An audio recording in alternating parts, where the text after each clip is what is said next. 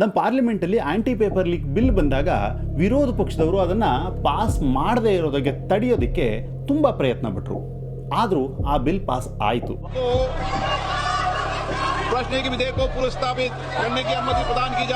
ಆದರೆ ಅವ್ರು ಯಾಕೆ ವಿರೋಧ ಮಾಡಿದ್ರು ಅನ್ನೋದಕ್ಕೆ ಕಾರಣ ಕೇಳಿದರೆ ನಿಜವಾಗ್ಲೂ ನಿಮಗೆ ನಗು ಬರ್ಬೋದು ಅಥವಾ ಆಶ್ಚರ್ಯ ಆಗ್ಬೋದು. ಭಾರತದಲ್ಲಿ ಒಂದೇ ಒಂದು ರಾಜ್ಯದಲ್ಲಿ ಅತ್ಯಂತ ಕಟ್ಟುನಿಟ್ಟಾದಂತಹ ಲ್ಯಾಂಡ್ ಗ್ರ್ಯಾಬಿಂಗ್ ಆ್ಯಕ್ಟ್ ಜಾರಿಯಲ್ಲಿದೆ. ಆ ರಾಜ್ಯ ಯಾವುದು ಅಂತ ಗೆಸ್ ಮಾಡ್ತೀರಾ? ಹೌದು, ಗುಜರಾತ್. ಮುಖ್ಯಮಂತ್ರಿ ವಿಜಯ್ ರೂಪಾನಿ ಅವರು ಒಂದು ವಿಚಾರವನ್ನು ಗಮನಿಸಿದ್ರು. 2018-2020 ನಡುವೆ ಸರ್ಕಾರಿ ಜಾಗ, ಖಾಲಿ ಬಿದ್ದಿದ್ದ ಪ್ರೈವೇಟ್ ಜಾಗ, ಈ ಎರಡೂ ಜಾಗಗಳನ್ನು ಅಕ್ರಮವಾಗಿ ಒತ್ತುವರಿ ಮಾಡ್ತಕ್ಕಂತಹ ಪ್ರಕರಣಗಳು ಜಾಸ್ತಿ ಆಗಿದ್ವು. ಇಂಥ ಪ್ರಕರಣಗಳು ಎಲ್ಲ ರಾಜ್ಯಗಳಲ್ಲೂ ಇದ್ರೂ ಕೂಡ 2020ರಲ್ಲಿ ಗುಜರಾತ್ ಸರ್ಕಾರ ಒಂದು ಕಠಿಣ ಕಾಯ್ದೆಯನ್ನು ಜಾರಿಗೆ ತಂತು. Gujarat land grab act 2020.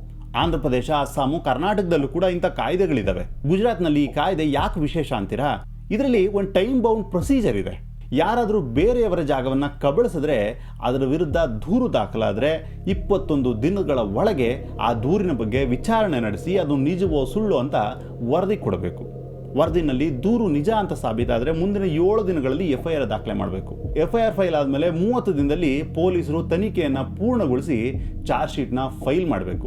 ಈ ಪ್ರಕರಣಗಳ ವಿಚಾರಣೆಗೆ ಸ್ಪೆಷಲ್ ಕೋರ್ಟನ್ನು ಸ್ಥಾಪನೆ ಮಾಡಲಾಗಿದೆ. ಅವು 6 ತಿಂಗಳೊಳಗೆ ತೀರ್ಪು ನೀಡಲೇಬೇಕು. ಒಂದು ವೇಳೆ ಪ್ರಕರಣ ತುಂಬಾ ಜಟಿಲವಾಗಿದ್ದರೆ 6 ತಿಂಗಳಲ್ಲಿ ಇತ್ಯರ್ಥವಾಗದೇ ಇದ್ದರೆ ಆ ಜಾಗದ ಮಾಲೀಕನಿಗೆ ಸರ್ಕಾರದ ವತಿಯಿಂದ ಆ ಜಾಗದಷ್ಟೇ ಮೊತ್ತದ ಹಣವನ್ನು ನೀಡಲಾಗುತ್ತೆ. ಇದೇ ಕಾರಣಕ್ಕೆ ಗುಜರಾತ್ ಇವತ್ತು ಇನ್ವೆಸ್ಟ್ಮೆಂಟ್ ಮತ್ತು ಇಂಡಸ್ಟ್ರಿಗಳಿಗೆ ಟಾಪ್ ಡೆಸ್ಟಿನೇಷನ್ ಆಗ್ತಾ ಇದೆ.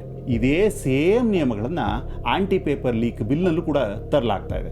ಇದರಲ್ಲಿ ಪೇಪರ್ ಲೀಕ್ ಪ್ರಕರಣನ ತ್ವರಿತವಾಗಿ ಇತ್ಯರ್ಥಗೊಳಿಸೋದಕ್ಕೆ ವಿಶೇಷ ಫಾಸ್ಟ್ ಟ್ರ್ಯಾಕ್ ಕೋರ್ಟ್ಗಳನ್ನು ಸ್ಥಾಪನೆ ಮಾಡಲಾಗಿದೆ. ಈ ಕೇಸ್ಗಳಲ್ಲಿ FIR ದಾಖಲಾದ 2 ತಿಂಗಳೊಳಗೆ ಚಾರ್ಜ್ ಶೀಟ್ ಸಬ್ಮಿಟ್ ಮಾಡಬೇಕು. ಮತ್ತೆ ಮುಂದಿನ 3 ತಿಂಗಳೊಳಗೆ ಇಡೀ ಪ್ರಕರಣ ಇತ್ಯರ್ಥವಾಗಬೇಕು. ಈಗ ವಿರೋಧ ಪಕ್ಷಕ್ಕೆ ಇರೋ ದೊಡ್ಡ ತಲೆನೋವೇನೆಂದರೆ ಈ ಬಿಲ್ಲು ಇಡೀ ದೇಶಕ್ಕೆ ಅನ್ವಯ ಆಗುತ್ತೆ.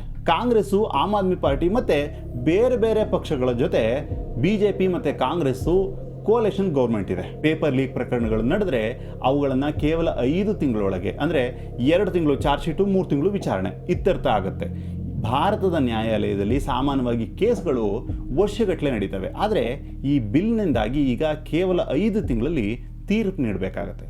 ಬಹುಶಃ ಇದೇ ಕಾರಣಕ್ಕೆ ವಿರೋಧ ಪಕ್ಷಗಳು ಈ ಬಿಲ್ಲನ್ನು ವಿರೋಧಿಸ್ತಿರ್ಬೋದು. ಈ ಬಿಲ್ಲನ್ನು ತನ್ನಿ ಅಂತ ಪ್ರಧಾನಮಂತ್ರಿಯವರ ಮನೆ ಎದುರುಗಡೆ ಹೋಗಿ ಹೋರಾಟ ಮಾಡಿದವರು ಇವರೇ.